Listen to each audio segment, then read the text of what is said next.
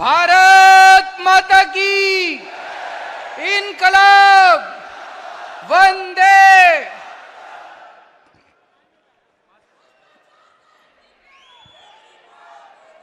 दिल्ली के कोने कोने से आए हुए इतनी भारी संख्या में आम आदमी पार्टी के सभी कार्यकर्ताओं को, सभी पदाधिकारियों को मैं नमस्कार करता हूं। सबको मेरा प्रणाम। बात शुरू करने के पहले वहां पे मैंने अभी देखा डीटीसी के कुछ पेंशन वाले खड़े हुए थे। जरा से खड़े हो जाओ आप लोग। मैंने अभी देखा आप अपना वो लहरा रहे थे। मैं आप सभी बुजुर्गों को, आपके बेटे के समान हूं मैं। आप सभी बुजुर्गों को मैं भरोसा, चिट्ठी की जरूरत ही नहीं है जी, मैं हूं ना, मेरे पे भरोसा रखो, चिट्ठी की जरूरत नहीं है।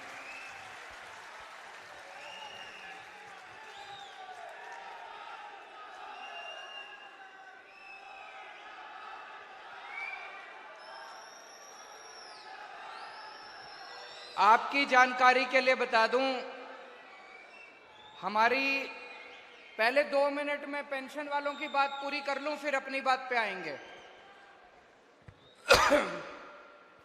डीटीसी के जो पेंशन लेने वाले लोग हैं वो सब बुजुर्ग हैं, रिटायर्ड लोग हैं, उनको पेंशन मिलती है।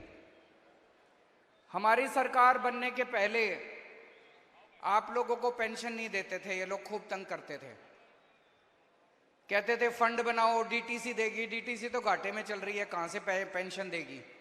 हमारी सरकार आने के बाद हमने तय किया कि दिल्ली सरकार डीटीसी को पैसा देगी और दिल्ली सरकार के पैसे से डीटीसी पेंशन देगी। और जब से हमारी सरकार बनी, ईमानदारी से बता देना, 2015 से आज तक आपको टाइम पे पेंशन मिल रही थी। पिछले 1 साल से तकलीफ होनी शुरू हुई है कि नहीं है?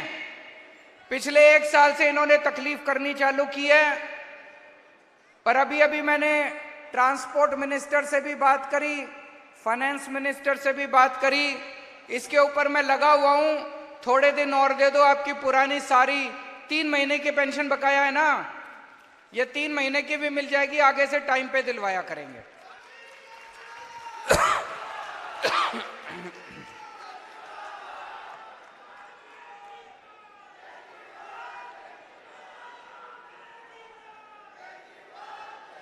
अब जितने कार्यकर्ता आए हुए हैं, पदाधिकारी आए हुए हैं,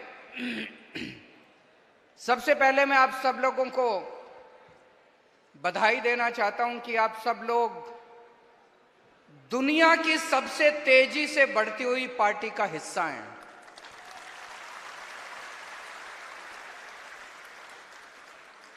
देश नहीं, दुनिया, पूरी दुनिया में आज तक कोई ऐसी पार्टी नहीं हुई जिसने इतनी तेजी से तरक्की करी हो, इतनी तेजी से तरक्की करी हो। मुझे लगता है हमें Guinness book of world record वालों से पूछना चाहिए, भाई जरा पता करके बताओ कोई, नहीं तो हमारा नाम लिख दो उसके अंदर। कल भी मैं कह रहा था, मैं अपने काउंसलर से कल रात को मिला था, कि एक एमएलए बनने के लिए, एक काउंसलर बनने के लिए लोगों की जिंदगी बीत जाती है, चप्पलें घिस जाती है, जूते घिस जाते हैं कि नहीं है, एक एमएलए बनने के लिए, एक काउंसलर बनने के लिए। और ये एक पार्टी, छोटी सी पार्टी 10 साल पहले बनी थी। पहले दिल्ली में सरकार बन गई भारी बहुमत से, कांग्रेस की 0, बीजेपी की 3, आम आदमी पार्टी की 67 सीट। छोटी सी पार्टी, 1 साल पुरानी पार्टी। फिर पंजाब में सरकार बन गई भारी बहुमत से, 117 में से 92 सीट। फिर गुजरात में इनके गढ़ के अंदर जाके 14% वोट लेके आए, 5 एमएलए बना के लेके आए हैं। और मेरे को पूरा विश्वास है गुजरात में अगली सरकार आम आदमी पार्टी की सरकार बनेगी, देख लेना।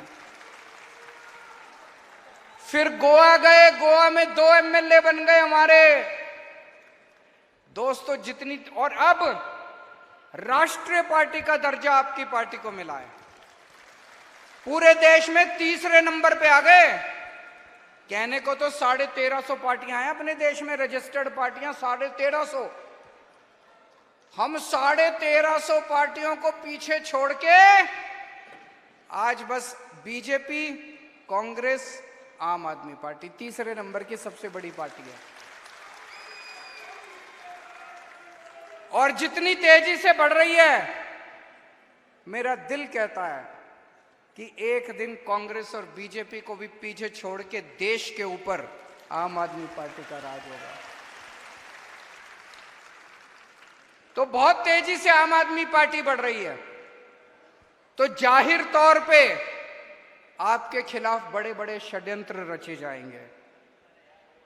इन लोगों को यह लगने लग गया मोदी जी को, बीजेपी को, अब ये साफ हो गया 2014 में हार गए विधानसभा चुनाव, 2015 में हार गए विधानसभा चुनाव, 2020 में हार गए विधानसभा चुनाव, फिर अभी एमसीडी का चुनाव हार गए। तो अब इनको ये तो पक्का हो गया भाई दिल्ली में आम आदमी पार्टी से जीत नहीं सकते, ये पक्का है। दिल्ली में ये कुछ भी कर लें, कुछ भी कर लें, दिल्ली में आम आदमी पार्टी से ये जीत नहीं सकते। तो अब इन्होंने एक षड्यंत्र रचाया है, शराब घोटाला। मैं आपसे पूछना चाहता हूं, शराब घोटाला दिल्ली में हो रहा है, गुजरात में हो रहा है। गुजरात में कितने लोग मर गए जहरीली शराब पी के, रोज सुनने में आता है 100 लोग मर गए, 50 लोग मर गए, 150 लोग। घोटाला तो वहां हो रहा है, यहां कौन सा घोटाला हो रहा है? कह रहे शराब घोटाला हो गया, शराब घोटाला हो गया। अभी अखबारों में पढ़ रहा था हरियाणा में इतना बड़ा शराब घोटाला हो गया, दिल्ली में कौन सा शराब घोटाला हो गया? अभी जब सुप्रीम कोर्ट में सुनवाई हुई शराब घोटाले की, जज बार बार पूछ रहा है सीबीआई वालों से, एक तो सबूत दे दो, एक तो सबूत दे दो। कोई तो सबूत, कोई सबूत नहीं सीबीआई के पास, कोई सबूत नहीं ईडी के पास। जज बार बार कह रहा है 2 मिनट नहीं टिकेगा तुम्हारा केस। ये शराब घोटाला है।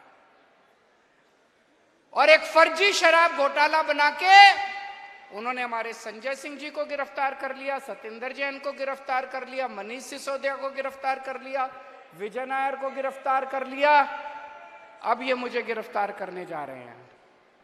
तो इनका मकसद ये है कि किसी भी तरह से आम आदमी पार्टी के टॉप के नेतृत्व को गिरफ्तार करके आम आदमी पार्टी को और सरकार को तितर बितर कर दिया जाए। इस तरह से नरेंद्र मोदी जी दिल्ली के अंदर अपनी सरकार बनाना चाहते हैं। उनको पता है चुनाव में नहीं हरा सकते, उनको पता है। मैं उनको कहना चाहता हूं केजरीवाल को चाहे जेल में डाल दो, जेल से भी जीत जाएगी आम आदमी पार्टी की सरकार। मैं नरेंद्र मोदी जी को कहना चाहता हूं, मोदी जी इस जन्म में तो आप हमको नहीं हरा सकते दिल्ली के अंदर आम आदमी पार्टी को। आपको दूसरा जन्म लेना पड़ेगा, इस जन्म में तो नहीं हरा सकते आप आम आदमी पार्टी को दिल्ली में।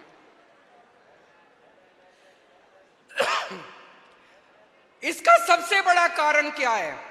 ये हमें काम में लोग हमारे को क्यों वोट दे रहे हैं, दिल्ली के लोग हमको क्यों वोट दे रहे हैं, पंजाब के लोग हमको क्यों वोट दे रहे हैं, गुजरात के लोग हमको क्यों वोट देने लग गए? केवल काम की वजह से। हम काम करते हैं, जो काम हम करते हैं वो जनता ने आज तक 75 साल में देखा नहीं था।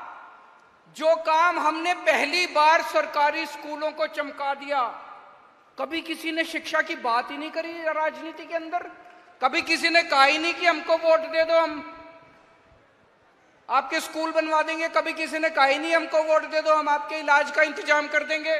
स्कूल, अस्पताल, बिजली, पानी, सड़कें, बुजुर्गों की तीर्थ यात्रा, इस तरह का काम कभी किसी ने नहीं देखा था। तो काम में तो ये हमको हरा नहीं सकते। एक भी राज्य नहीं है जहां पे चाहे कांग्रेस हो चाहे बीजेपी हो जिसने हमारे जैसा काम करके दिखाया हो। तो काम में ये हमको हरा नहीं सकते, इसलिए उन्होंने ये पूरा षड्यंत्र रचाया। आपने कभी सोचा कि इतनी तेजी से आम आदमी पार्टी क्यों बढ़ रही है? काम तो कर ही रहे हैं, लेकिन हमारा जो वैल्यू सिस्टम है, आम आदमी पार्टी सच्चाई के रास्ते पे चलती है, ईमानदारी के रास्ते पे चलती है, देशभक्ति के रास्ते पे चलती है। आम आदमी पार्टी इंसानियत के रास्ते पे चलती है। ये हमारा जो वैल्यू सिस्टम है, इसकी वजह से हम इतने अच्छे काम कर रहे हैं और इसकी वजह से आम आदमी पार्टी आगे बढ़ रही है। आज हमारे 4 नेता जेल के अंदर हैं। मनीष सिसोदिया 9 महीने से जेल के अंदर हैं। उनकी धर्मपत्नी को बहुत सीवियर बीमारी है। एक ऐसा शख्स जिसने देश की स्कूल की शिक्षा बदल के रख दी, शिक्षा के अंदर क्रांति लेके आया, उसको इन्होंने जेल में डाल रखा है। सतेंद्र जैन 1 साल जेल के अंदर काट के आए, अभी मेडिकल बेल के ऊपर है। एक ऐसा शख्स जिसने सबका इलाज मुफ्त कर दिया, सबकी बिजली मुफ्त कर दी, वो 1 साल से जेल के अंदर है। उन लोगों ने बहुत बड़ी कुर्बानी करी है, हमारे नेताओं ने बहुत बड़ी कुर्बानी करी है। ये सब नेता, आम आदमी पार्टी के नेता, आप सब लोगों के लिए प्रेरणा स्रोत हैं। उनसे हमें प्रेरणा लेनी है। कभी दिल कमजोर हो जाए, कभी मन में कमजोरी आए, अपने सामने इन सारे आम आदमी पार्टी के नेताओं को रख लेना, जो आज भगत सिंह के रास्ते पे चल के जेल की सलाखों के पीछे देश के लिए लड़ रहे हैं।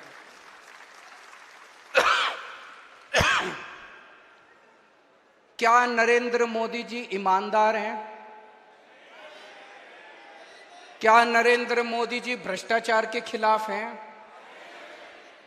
मैं इनका एक भाषण सुन रहा था मोदी जी का, 27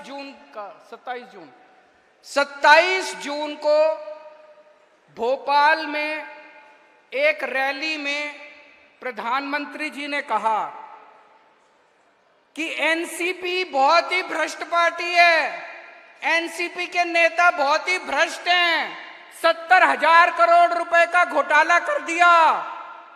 और कुछ दिन के बाद जिन नेताओं को इन्होंने भ्रष्ट बोला, वो बीजेपी में आ गए और उन्होंने उसको उप मुख्यमंत्री बना दिया महाराष्ट्र का। ये नरेंद्र मोदी की ईमानदारी है।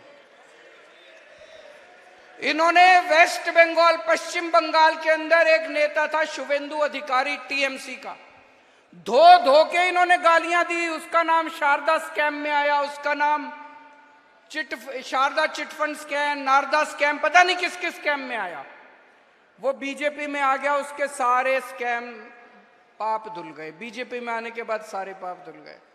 असम के अंदर जो अभी मुख्यमंत्री है, उसके खिलाफ बीजेपी ने पानी पी पी के उसको गालियां दी, उसको भ्रष्ट बोला और बोले इसको जेल भेजेंगे। बीजेपी में आ गया, उसको अपना मुख्यमंत्री बना दिया। ये नरेंद्र मोदी की ईमानदारी है। इनका अपना कोई भ्रष्टाचार करे, उसके खिलाफ कोई एक्शन नहीं लेते। कर्नाटक में इनकी सरकार थी, कहते थे 40% कमीशन वाली सरकार है, कि हर काम में 40% कमीशन खाती है। एक आदमी, एक बीजेपी का नेता कर्नाटक में जेल नहीं गया इनका। गुजरात में रोज इतने करप्शन हो रहे हैं, इतने घोटाले हो रहे हैं, एक आदमी जेल नहीं जाता इनका। रोज सुनते हैं कि अडानी को इन्होंने थोक के भाव सारा देश बेच दिया, कोई एक्शन नहीं होता इनका। तो इनका क्या मकसद है? केवल और केवल सीबीआई और ईडी को इस्तेमाल करके दूसरी पार्टियों के नेताओं को तोड़ के अपनी पार्टी के अंदर लाना। कोई ईमानदार नहीं है नरेंद्र मोदी, कोई भ्रष्टाचार के खिलाफ जंग नहीं छेड़ रहे हैं। दूसरी पार्टियों का केवल सत्ता की लड़ाई है, दूसरी पार्टी के। आज अगर मनीष सिसोदिया आम आदमी पार्टी छोड़ के बीजेपी में चले जाएं, भाई साहब 24 घंटे के अंदर बाहर आ जाएंगे वो। आज अगर संजय सिंह पार्टी छोड़ के बीजेपी में चले जाएं, 24 घंटे के बाहर आ जाएंगे। ये नरेंद्र मोदी की बेईमानदारी है, ये उसके भ्रष्टाचार की। अब प्रधानमंत्री जी को यह लगने लगा है कि मैं लोकसभा चुनाव हार रहा हूं। पूरे देश के अंदर बेरोजगारी, महंगाई, भ्रष्टाचार, लोग बहुत दुखी हो चुके हैं। घर का खर्चा नहीं चल रहा। कब तक जुमलेबाजी से घर का खर्च, कब तक परिवार चलेगा? अब लोग बहुत दुखी हो चुके हैं। तो अब प्रधानमंत्री जी ने एक नया वो बनाया है कि जितने रीजनल पार्टी के नेता हैं, सब नेताओं को पकड़ पकड़ के जेल में डाल दो। जब रीजनल पार्टी का नेता जेल में जाएगा, चुनाव के पहले उनकी पार्टी के लिए कैंपेनिंग करने वाला कोई नहीं बचेगा और वहां पे बीजेपी स्वीप कर जाएगी चुनाव। तो केवल मेरा नहीं, इन्होंने मेरे को तो जेल में भेजने का प्लान कराई है कि केजरीवाल को जेल में भेज देते हैं। आम आदमी पार्टी चुनाव कैसे करेगी, केजरीवाल प्रचार कैसे करेगा? ममता बनर्जी को प्लान बना रखा है, ममता बनर्जी को जेल में भेज देते हैं, पश्चिम बंगाल में बीजेपी स्वीप कर जाएगी। तेजस्वी यादव का प्लान बना रखा है, तेजस्वी यादव को जेल भेज देते हैं, बिहार में स्वीप कर जाएंगे। हेमंत सोरेन को जेल भेजने का प्लान बना रखा है, हेमंत सोरेन को जेल भेज देते हैं, वहां पे स्वीप कर जाएंगे। अरे मोदी जी शर्म कर लो, ऐसे चुनाव जीतोगे आप, ऐसे चुनाव जीतोगे आप। एक बारी मैं उनको चैलेंज करता हूं, एक बार इन सबको जेल भेज के देखो, बीजेपी का पत्ता साफ ना हो जाए पूरे देश के अंदर।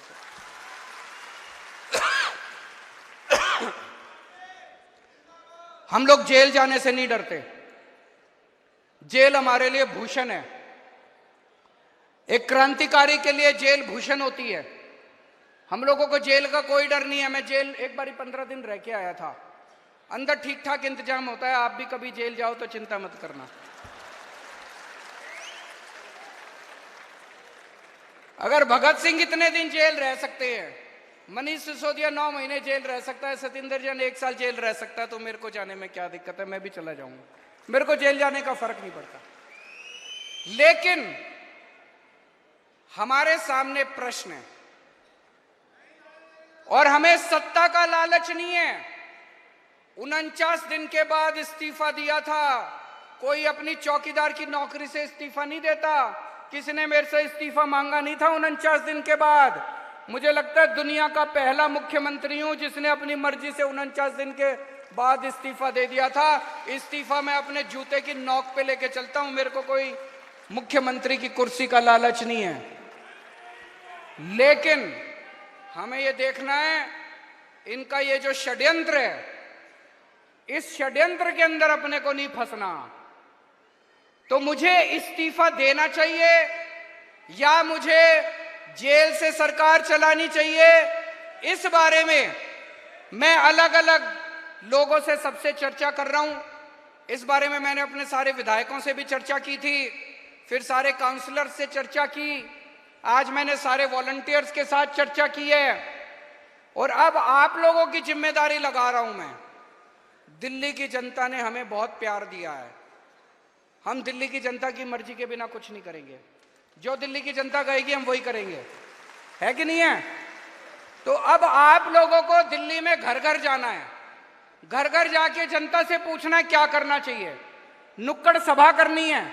जैसे आपको याद है जब सबसे पहले हमारी सरकार बनी थी 28 सीट आई थी, हमें कांग्रेस से समर्थन लेना है कि नहीं लेना, हमने जनता से पूछा था, जनता ने कहा ले लो, हमने ले लिया।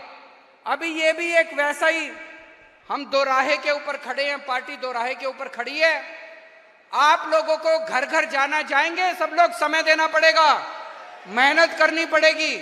अगले 10 से 15 दिन के अंदर हमें पूरी दिल्ली छान मारनी है, घर घर में जाना है, जनता से पूछना है कि क्या इस्तीफा देना चाहिए या जेल से सरकार चलानी चाहिए। जो जनता कहेगी, जनता का हुक्म हमारे सर माथे पर। और एक बात, आज से ये सोच लेना कि लोकसभा के चुनाव का प्रचार शुरू हो गया। यही लोकसभा के चुनाव का प्रचार है। एक एक घर में जाके इनकी बीजेपी की और नरेंद्र मोदी की पोल खोलनी है आपको, एक एक घर में जाके नुक्कड़ सभाएं करनी है, उनके अंदर इनकी पोल खोलनी है। मैं जेल के अंदर रहूं या जेल के बाहर रहूं, इस बार दिल्ली की एक भी सीट लोकसभा की बीजेपी को नहीं आनी चाहिए।